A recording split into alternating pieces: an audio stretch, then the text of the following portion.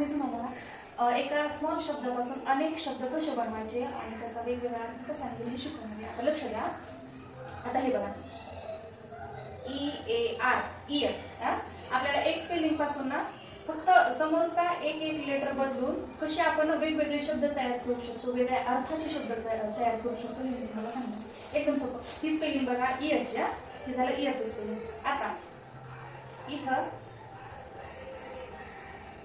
H पहिलं letter आहे H, दुसरं लेटर एन, बी, डी, डी. शब्द काय तयार होतो बघा एच पासून HEAR. हिअर म्हणजे काय? ऐकणे.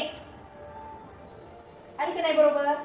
पहिलं लेटर फक्त बदलायचं. स्पेलिंग आपल्याला एकच पाठ करायची. कोणती जास्त? EAR. फक्त पहिलं लेटर चेंज केलं ना तर आपल्याला वेगवेगळे शब्द तयार होऊन मिळतात. जसं EAR च्या अगोदर आपण फक्त एच हा लेटर लावला तर तयार होणारा शब्द हिअर. हिअर म्हणजे काय? ऐकणे.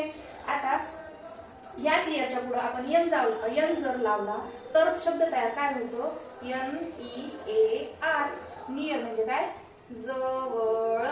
नियर म्हणजे की जवळ. त्याच पद्धतीने हे दोन पण करायचे. Bear BEAR. फक्त आपण पहिला लेटर बदलला BEAR. बियर म्हणजे की अस्वल. आणि DEAR डियर म्हणजे की